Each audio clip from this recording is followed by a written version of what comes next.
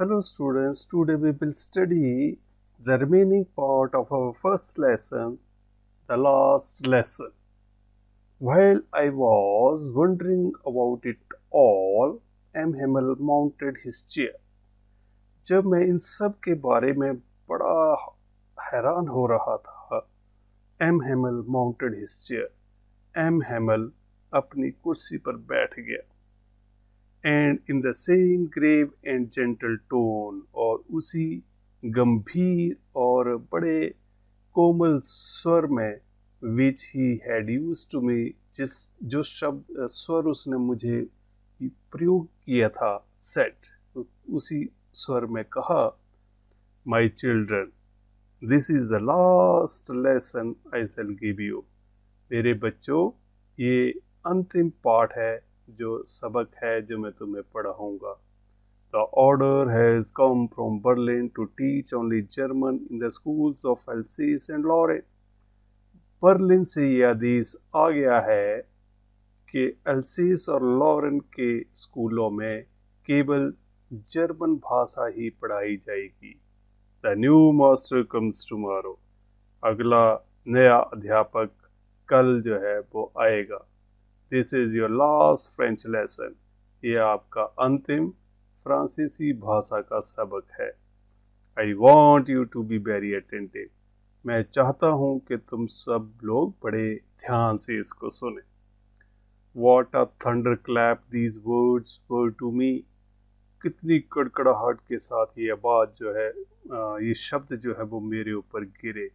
ओ the रेचेस, ओ तो उन रेचेस ने, that was what they had put up at the town hall. अच्छा, तो ये सब जो टाउन हॉल में लिखा हुआ था। माई लास्ट फ्रेंच लेसन, मेरा फ्रांसीसी भाषा का अंतिम सबक। भाई, क्यों? I hardly knew how to write. मैं बड़ी मुश्किल से जानता था कि किस प्रकार से इस भाषा को लिखते। I should never learn any more. और अब मैं इस भाषा को और ज़्यादा नहीं सीख पाऊंगा। I must stop there then. और अब मुझे यहीं पर ही रुकना होगा। Oh how sorry. ओह, तो कितना मुझे अफसोस था। I was not learning my lessons, कि मैं अपने पाठों को याद नहीं कर रहा था। फॉर सीकिंग बर्ड्स एग्स, इसकी अपेक्षा में पक्षियों के अंडों को ढूंढने चला जाता। और गोइंग स्लाइडिंग ऑन द सार, और सार में फिसलने के लिए चला जाता। My books that had seemed such a nuisance a while एगो, मेरी किताबें जो थोड़ी देर पहले मुझे बहुत ही ज़्यादा तंग करने वाली लगती थी, सो हैवी टू कैरी, बड़ी ले जाने के लिए बड़ी भारी लगती थी। माई ग्रामर, मेरा व्याकरण, and my history of the saints, और संतों का हमारा मेरा वो इतिहास, were old friends now that I couldn't give up, जो मेरे पुराने मित्र थे जिन्हें अब मैं नहीं त्याग सकता था। एंड एम हेमल टू, और मेरा अपना अध्यापक एम हेमल भी। The idea that he was going away, ये विचार कि अब वो यहाँ से जा रहा है, that I should never see him again, कि अब मैं उसको फिर कभी भी नहीं देखूंगा, made me forget all about his ruler and how cranky he was. तो उस विचार ने मुझे उसके रूलर के बारे में और वह कितना सनकी था के बारे में सब कुछ मैं उसके बारे में भूल गया। पोर मैन, बेचारा। It was in honour of his last lesson that he had put on his fine Sunday clothes. बेचारा आदमी, इसी सम्मान के लिए उसने अंतिम पाठ के लिए अपने रविवार वाले अच्छे कपड़े जो थे वो पहने हुए थे। एंड नाउ आई अंडरस्टूड, और मैं अब समझ गया, why the old man of the village were sitting there in the back of the room, कि क्यों गांव के बूढ़े व्यक्ति जो थे वो कमरे के पीछे वाले बेंचेस के ऊपर बैठे हुए थे।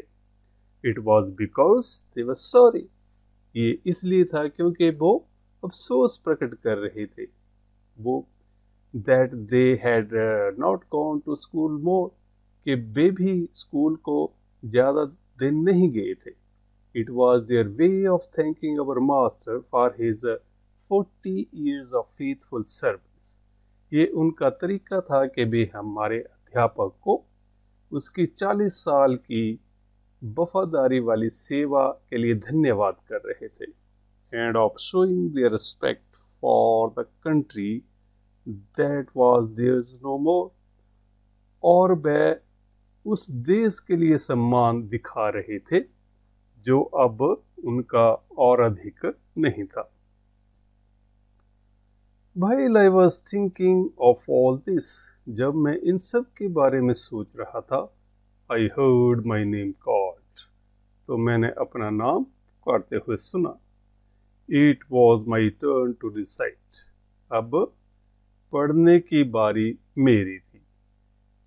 What would I not have given to be able to say, यानी जो कुछ मेरे पास था, यानी जो कुछ मैं कहने के योग्य था। That dreadful rule for the participle all through, यानी वो भयानक नियम पार्टिसिपल का जिसको मुझे सबके सामने से बोलना था, वेरी लाउड एंड क्लियर, पूरी ऊंची आवाज में और स्पष्ट रूप से, एंड विदाउट वन मिस्टेक, और बिना कोई गलती किए हुए। But I got mixed up on the first words, परंतु मैं पहले शब्दों में ही उलझन में पड़ गया, यानी घाल मेल कर गया। एंड स्टूड देयर, और मैं वहीं पर ही खड़ा रहा। Holding on to my desk, अपने डेस्क को मैं पकड़े रहा। माई हार्ट बीटिंग, मेरा दिल जोर जोर से धड़क रहा था। And not daring to look up, और मैं साहस नहीं कर सका कि मैं ऊपर की तरफ देख सकूं। आई हर्ड एम हेमल से टू मी, मैंने सुना एम हेमल मुझे कहते हुए सुना, I won't scold you little France, कि छोटे फ्रांस, मैं तुम्हें बिल्कुल भी नहीं डांटूंगा। You must feel bad enough, तुम्हें काफ़ी बुरा लगेगा। सी हाउ इट इज, देखो ये किस प्रकार से ये नेम है। Every day we have said to ourselves, प्रत्येक दिन हम अपने आप को कहते हैं, वाह, I have plenty of time, मेरे पास तो बहुत सारा समय है। I will learn it tomorrow, मैं कल इसको सीख लूँगा। एंड नाउ यू सी, और अब तुम देखते हो, where we have come out, कि अब हम कहाँ पहुँच गए हैं। That's the great trouble with Alsace, हाँ यही तो सबसे बड़ी एल्सेस के साथ समस्या है। She puts off learning till tomorrow, Alsace के लोग जो हैं वो चीज़ों को सीखने के लिए कल पर छोड़ देते हैं। Now these fellows out there will have the right to say to you, अब इन व्यक्तियों के पास ये अधिकार है कि वे तुम्हें कह सकते हैं, कि वो तुम्हें कहते हैं हाउ इज इट, कि कैसे है। You pretend to be a Frenchman, आप बहाना करते हो कि तुम लोग फ्रांसीसी हो। And yet you can neither speak nor write your own language, फिर भी तुम अपनी भाषा को ना ही बोल सकते हो और ना ही अपनी भाषा को लिख सकते हो। But you are not the worst, poor little France, परंतु लिटिल फ्रांस, तुम फिर भी सबसे बुरे नहीं।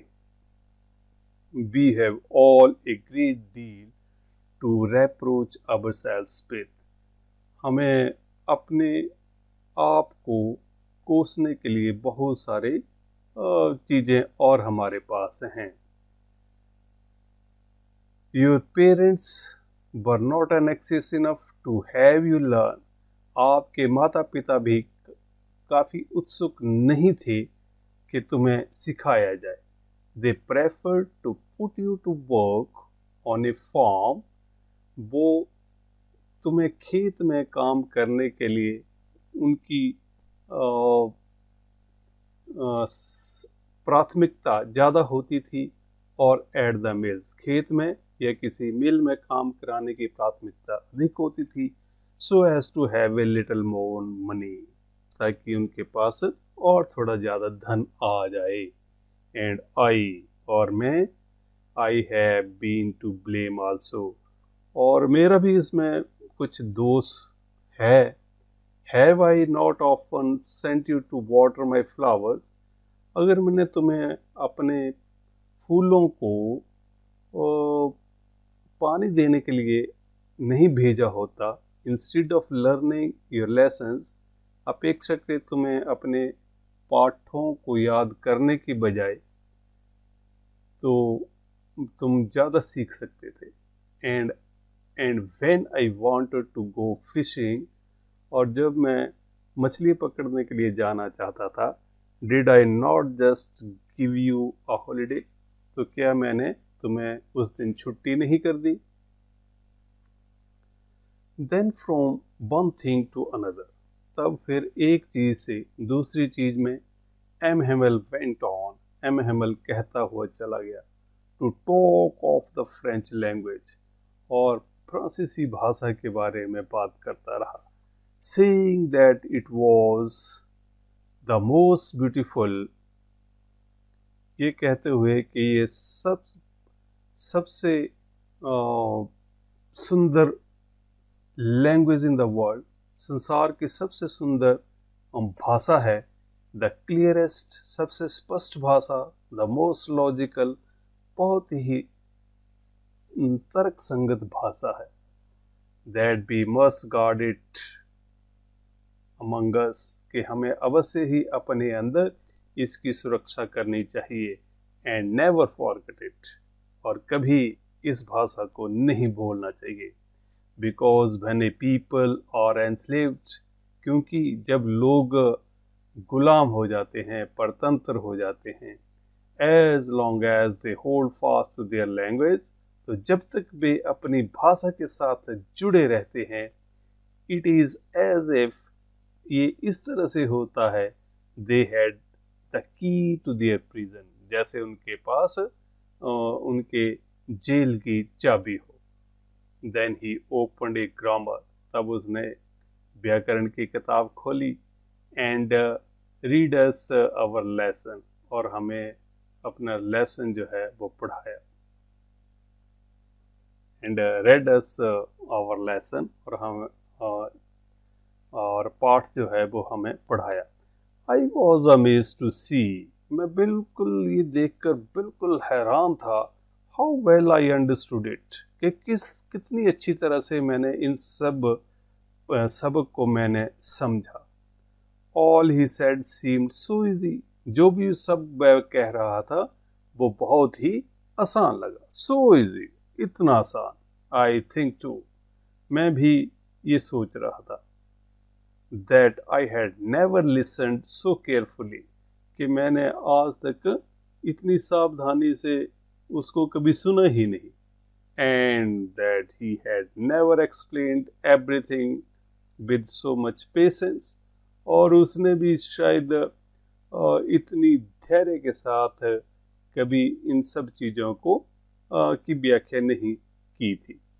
It seemed almost as, ऐसा लग रहा था कि करीब करीब, as if the poor man wanted to give us all he knew before going away, कि वह जाने से पहले जो भी वह बेचारा व्यक्ति जानता था, ऐसा लगता था कि वो हमें दे के जाना चाहता है। And to put it all into our heads at one stroke, और हमारे दिमागों के अंदर एक ही झटके में सब कुछ डालना चाहता है।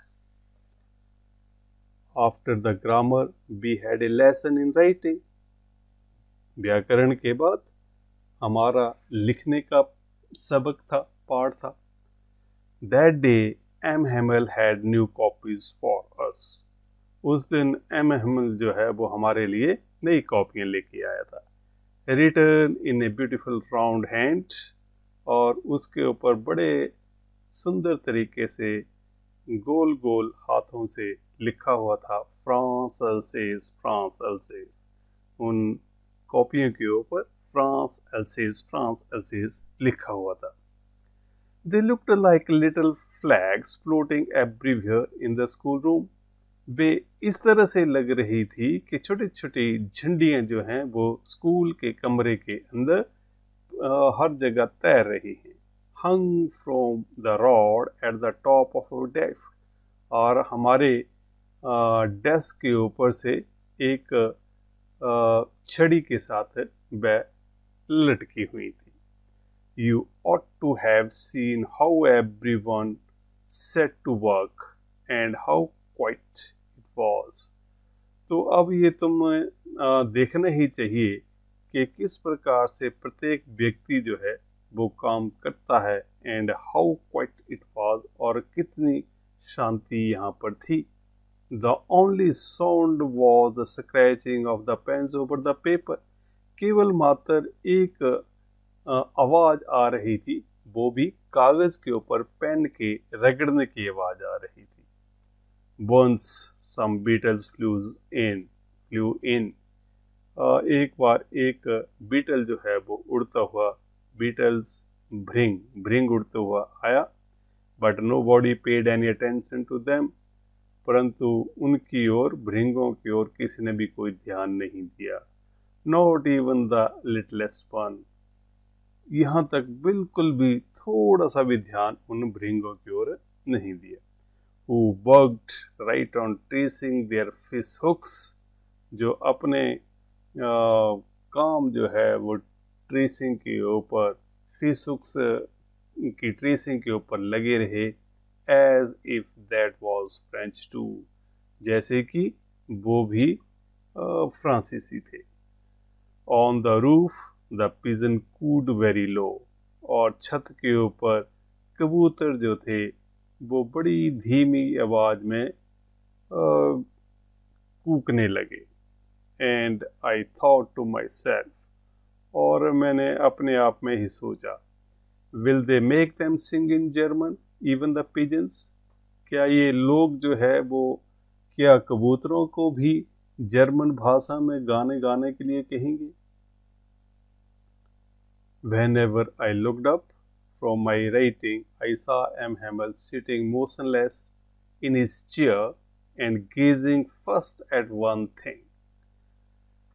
और जब मैंने ऊपर की ओर देखा, अपनी लेख लिखते हुए ऊपर की ओर देखा, मैंने देखा I saw M. Hamel sitting motionless. तो M. Hamel को मैंने इन हिज चेयर, उसकी कुर्सी के ऊपर बिल्कुल निर्जीव बैठे हुए देखा। And gazing first at one thing, और वह एक टक लगाकर एक चीज को घूर रहा था। देन एट अनदर, फिर दूसरी की ओर देख रहा था। As if he wanted to fix in his mind just how everything looked in that little school room, कि उस छोटे से स्कूल के कमरे में प्रत्येक चीज किस प्रकार से है, वह उस चीजों को वह अपने दिमाग के अंदर बिठा लेना चाहता था। Fancy for 40 years he had been there in the same place. कल्पना करो कि कोई व्यक्ति 40 सालों से वो एक ही जगह पर था। With his garden outside the window, यानी वही खिड़की के बाहर उसका गार्डन था, बाग था। And his class in front of him, और उसकी कक्षा उसके सामने थी। Just like that, बिल्कुल उसी तरह से। Only the desk and benches had been worn smooth. केवल मात्र डेस्क और बेंचेस जो थे वो बैठ कर चिकने हो गए थे। The walnut trees in the garden were taller, और अखरोट के ब्रिक्स उसके बाग में लंबे हो गए थे। And the hope vine that he had planted himself twined about the windows to the roof, और होप वाइन की बेल जो उसने खुद वहाँ पे बोई थी, वो पलटियां लगाती हुई खिड़की से छत तक पहुंच गई थी। Oh, it must have broken his heart to leave it all, poor man. वो बेचारा आदमी किस प्रकार से टूटे हुए दिल से वह इन सब चीज़ों को छोड़कर जाएगा। To hear his sister moving about in the room above, packing their trunks. और ऊपर उसकी बहन ऊपर के कमरे में उसके संदूकों को उसके उसके सामान को उस संदूकों में पैक कर रही थी। For they must leave the country next day, क्योंकि उन्होंने देश को अगले दिन छोड़कर चले जाना था। But he had the courage to hear every lesson to very last, परंतु उसके पास इतनी हिम्मत थी कि वह प्रत्येक पाठ को अंत तक सुन सकता था। आफ्टर द राइटिंग, लिखने के बाद, we had a lesson in history, फिर हमारा एक इतिहास का सबक था। And then the babies chanted their बाबी बी बोबू, फिर बच्चों ने अपने बाबे बी बोबू जो है वो एक साथ गाए। Down there at the back of the room, old Hauser had put on his spectacles. नीचे कमरे में बूढ़े हाउजर ने अपनी चश्मा जो है वो फिर से पहन लिया था। And holding his primer in both hands, और दोनों हाथों से अपना किताब को पकड़ रखा था। Spelled the letters with them, और उन अक्षरों को उसके साथ दोहरा रहा था, उच्चारित कर रहा था। यू कुड सी, तुम देख सकते थे, that he too was crying, कि वह भी रो रहा था। His voice trembled with emotion, उसकी आवाज भी उसकी भावनाओं के साथ कांप रही थी। And it was so funny to hear him that we all wanted to laugh and cry, और ये कितना ही हास्यास्पद सुन के लगता था, उसे सुन के लगता था कि हम सभी एक बार हंसना भी चाहते थे और रोना भी चाहते थे। How well I remember it, ओ कितनी अच्छी तरह से मैंने ये सब मुझे याद रहा। दैट लास्ट लेसन, कि वो हमारा अंतिम पाठ। All at once the church clock struck 12, और तभी तुरंत चर्च की घड़ी ने 12 बजाए। देन द एंजलस, और तब Angeles, at the same moment the trumpets of the Persians, और तभी पर्शियन सिपाहियों की ट्रम्पलेट्स बजी, रिटर्निंग फ्रॉम ड्रिल, जो अभ्यास से वापस अपने स्थानों पर जा रहे थे। साउंडेड अंडर आवर विंडोज, वो हमारे खिड़कियों के नीचे से उसकी आवाज़ आ रही थी। M Hemal stood up, M Hemal खड़े हो गए। वेरी पेल, उनका रंग बड़ा पीला हो गया था। इन हिज चेयर, यानी अपनी चेयर से खड़े हो गए और बड़े पीले दिखाई दे रहे थे। I never saw him look so tall, और मुझे कभी भी मुझे उस दिन से लंबे वो कभी भी नहीं लगे। माई फ्रेंड्स सेड ही, मेरे मित्रों, उसने कहा। आई बट समथिंग चोक्ड हिम, परंतु कुछ चीज ने उनका गला जो है वो रोंद दिया। He could not go on, और इससे आगे वह नहीं बोल सका। Then he turn to the blackboard, और तब वह श्याम पट की ओर मुड़ा, ब्लैक बोर्ड की ओर मुड़ा। टुक ए पीस ऑफ चौक, और एक चौक का टुकड़ा जो है वो लिया। And bearing on with all his might, और अपने सारी ताकत इकट्ठे करते हुए, He wrote as large as he could. और जितना बड़ा वह लिख सकता था उतना बड़ा उसने लिखा. विवेला फ्रांस. विवेला फ्रांस के फ्रांस अमर रहे. Then he stopped and leaned his head against the wall. तब वह रुक गया और उसने अपना सिर दीवार के सहारे टेक कर रख लिया. And without a word, और बिना कोई शब्द कहे, he made a gesture to us with his hand, और तभी उसने अपने हाथ से हमें इशारा किया. School is dismissed. You may go. School अब भंग किया जाता है. You may go, और अब आप लोग जा सकते हो. So this is the second part of this lesson to you.